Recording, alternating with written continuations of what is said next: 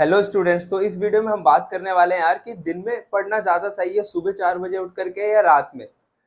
और साथ ही साथ हम इस वीडियो के ऊपर बात करेंगे कि किस तरीके से हर एक स्टूडेंट के ऊपर बात करेंगे कि किस तरीके से आप अपने हिसाब से बेस्ट डिसीजन ले सकते हैं कि आपके लिए कौन सा टाइम सबसे बेस्ट रहेगा। तो सबसे पहले स्टार्ट करते हैं। अगर हम बात करें इंडियन पेरेंट्स के ऊपर इंक्लूडिंग मी, है ना, मेरे भी पेरेंट्स को अगर मैं इसमें इंक्लूड करता हूँ तो ज्यादातर हमारे पेरेंट्स की एक ही मेंटेलिटी रहती है कि यार सुबह उठने वाले, सुबह हमारे टाइम पे तो लोग सुबह पढ़ते थे, यानी कि सबको सुबह उठ करके ही पढ़ना चाहिए। वहीं रात में पढ़ने वाले को नलायक, गधा या पता नहीं और क्या क्या कहा जाता है ना। लेकिन जैसे कि हम सब जानते हैं, अगर आप लोग ऐसे स्टूडेंट्स हैं कि जिनसे सुबह उठने में कोई प्रॉब्लम नहीं है, वो सुबह आराम से उठ सकते हैं, है ना, तो वो आराम से कंटिन्यू कीजिए। उनको कोई प्रॉब्लम नहीं होनी चाहिए इस डिसीजन में कि रात में पढूं कि ना पढूं, तो वो आराम से सुबह कर सकते हैं, वो उनके लिए वर्क करेगा। लेकिन जैसे कि हम सबका लाइफस्टाइल है, ज्यादातर बच्चों का जैसा लाइफस्टाइल है ना, कि सुबह उठ पाना पॉसिबल नहीं है ज्यादातर बच्चों के लिए। हम में से ज्यादातर बच्चे ऐसे हैं कि अलार्म लगा लगा करके इतना स्नूज कर दिया यार कि अब तो डिस्प्ले भी टूट चुकी है। तो हम हमारे लिए क्या बेस्ट रहेगा? सुबह उठना, अपने आप को इतना प्रेशराइज करना? तो मेरा आंसर मेरी तरफ से है नहीं। आप स्विच कर सकते हैं, आप रात में भी पढ़ सकते हैं, इसमें कोई प्रॉब्लम नहीं है। तो हम दोनों ही तरीके से बात करेंगे। अगर आप सुबह पढ़ रहे हैं तो क्या क्या आपके लिए बेस्ट रहेगा, ताकि आप आराम से अपने आप को पूरी तरीके से मेहनत करें और आराम से यूटिलाइज कर सके अपने टाइम को। साथ साथ रात वालों में तो सबसे पहले बात करते हैं कि अगर आप सुबह उठ के पढ़ने वाले हैं तो देखो, जैसे अगर आप सुबह उठ रहे हो तो सबसे इंपॉर्टेंट चीज क्या है? जब आप उठते हो तो वापस से नींद आना, है ना। तो इसके लिए आप क्या कर सकते हैं? आप सुबह जब भी उठो तो सीधा, यार ये नहीं कि कॉपी उठाई और सीधा धर धर धर धर करना स्टार्ट कर दिया, नहीं, आप 5 मिनट में बोर हो जाएंगे और आपको नींद आने लगेगी। तो इसके लिए आप क्या कर सकते हैं? कोई भी फिजिकल एक्टिविटी, जैसे कि अगर जब मैं 9th 10th में था और मैं खुद पढ़ता था, तो मैं जब भी सुबह 4 या 4:30 बजे उठता था, सबसे पहले मैं किचन में जाता था। जी हाँ, क्योंकि मुझे चाय पीने का बहुत शौक है, तो सबसे पहले मैं चाय बनाता था। और जब वो चाय बनाने की प्रोसेस होती थी ना, उसमें मेरी नींद चली जाती थी। तो अगर आप टी लवर हैं तो आपके लिए ये तरीका काम कर सकता है। अदरवाइज आप टेरेस पे जाओ या बालकनी में जाओ, थोड़ा सा टहलो या फिर 10-12 पुशअप्स लगा सकते हो तो बेस्ट रहेगा। कोई भी फिजिकल एक्टिविटी करो जिससे आपकी नींद आराम से खुल जाएगी और टूट जाएगी, वो ब्रेक आना जरूरी है। उसके बाद आकर के आप थोड़ा बहुत कुछ खाने के लिए ले सकते हैं, स्नैक्स वगैरह सुबह, बिल्कुल लाइट।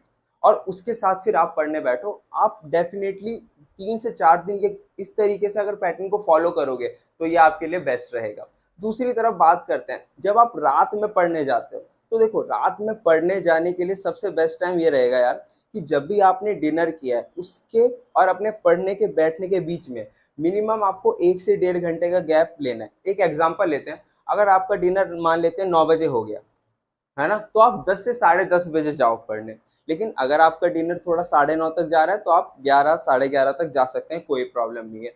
कई बच्चों की शिकायत ये आती है कि भैया पेरेंट्स रात में मानते नहीं है। तो देखो, आप पेरेंट्स के साथ बैठो। हमारे जितने भी पेरेंट्स हैं यार, वो ये चाहते हैं कि हम एक्चुअली में अपने एकेडमिक में अच्छा करें, है ना। तो जैसे ही आप उनके साथ बात करोगे, 1-1.5 महीना इस चीज को फॉलो करोगे, तो रिजल्ट आपको मिलेंगे। वैसे भी हम सुबह तो उठ ही नहीं सकते, है ना। तो कुछ, हाँ, तो अब बात वापस वहीं पर मैं टॉपिक पे आता हूँ कि जब आप बैठने जाओ तो रात के टाइम ना आपके पास यार बहुत सारी डिस्ट्रैक्शंस होती हैं।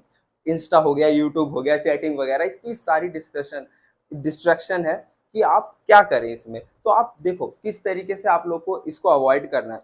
सबसे पहली टिप जो मैं देना चाहूंगा, जब भी आप बैठने जा रहे हैं, क्योंकि डिनर आपने 1-1.5 घंटे पहले किया है तो आपको इतनी कोई भूख नहीं लगेगी, तो आप, हाँ, अगर हल्का फुल्का स्नैक्स ले सकते हैं तो बेस्ट रहेगा आपके लिए, है ना। तो आप हल्के फुल्के स्नैक्स ले लीजिए। उसके बाद आप जब बैठने जाओ, पढ़ने जाओ, तो कोशिश करो कि एक टारगेट रखो कि यार ये वाला चैप्टर रोहित तेरे को आज कंप्लीट करना है, या ये 2-3 टॉपिक आपको कंप्लीट करने हैं। उससे क्या होगा, जब आपके पास टारगेट होगा ना, तो सोने से पहले जब आप उस टारगेट को पूरा करोगे तो आपको अगले दिन के लिए मोटिवेशन अपने आप मिलेगा, है ना। और लास्ट में मैं बताना चाहता हूँ आपको कि जब आप पढ़ने बैठो तो ब्रेक्स तो लोगे ही, ऐसा तो होगा नहीं कि आपको कंटिन्यूस पढ़ते जाना है, नहीं, ये गलत तरीका है। आप ब्रेक्स लीजिए, लेकिन उस ब्रेक लेने के टाइम पर आप किसी से चैटिंग, यूट्यूब, इंस्टा, इन सब का यूज मत करो, क्योंकि फंस जाओगे, आपका टारगेट कभी नहीं पूरा होगा, ना ही आपकी आदत डलेगी।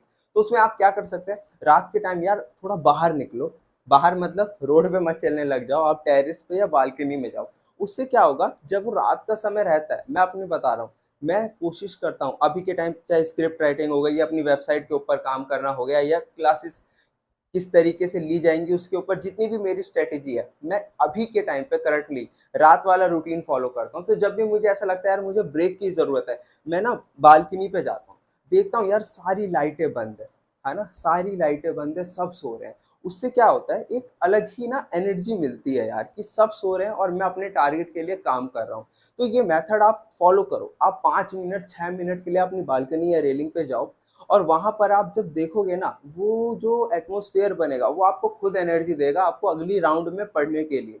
तो ये कुछ तरीके हैं। तो बात हमने वही किया कि जो बच्चे सुबह पढ़ पा रहे हैं उनको कोई प्रॉब्लम नहीं है ना? वो बस ये गलती ना करें कि डायरेक्ट पढ़ने बैठ जाओ, थोड़ी फिजिकल एक्टिविटी जरूरी है सुबह सुबह, है ना?